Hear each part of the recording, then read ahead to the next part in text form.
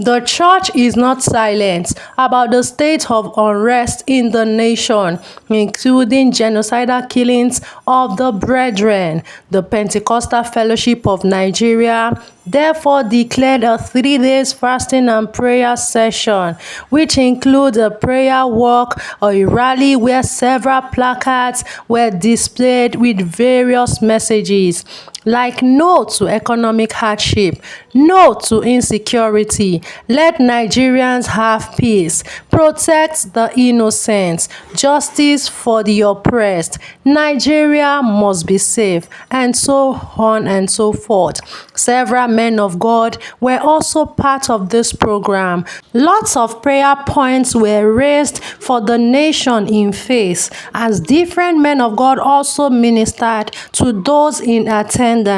At the end of this 3 days program, the P.F.N body has this great message for the federal government of Nigeria. Fellow Nigerians and gentlemen of the press, it's a message from our national president of the Pentecostal Fellowship of Nigeria.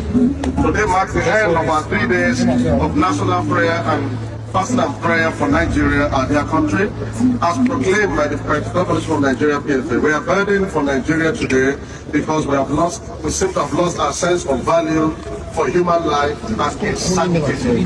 The level of banditry, kidnapping, violence, insecurity, and savage killings all across the Nigerian landscape has risen to an intolerable height, so that every Nigerian should cry out against it to God for divine intervention and to our government for immediate and effective action.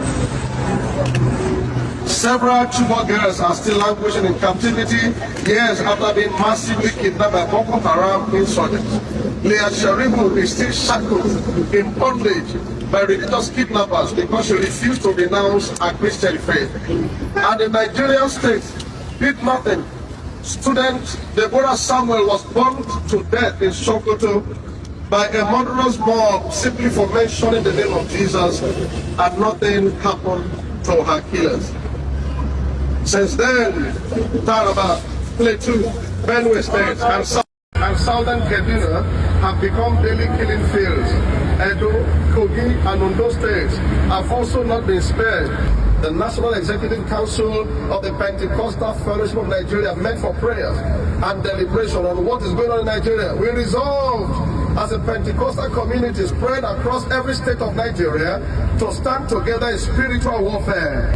We also resolved to speak out against this evil, hoping that our government will give it deserved attention. It's not the first time we have fasted and we are praying, but we believe that this is a time with a difference. But now we also speak.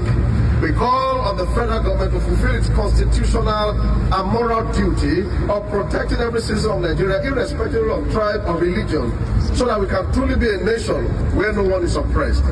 This is the first responsibility of governors.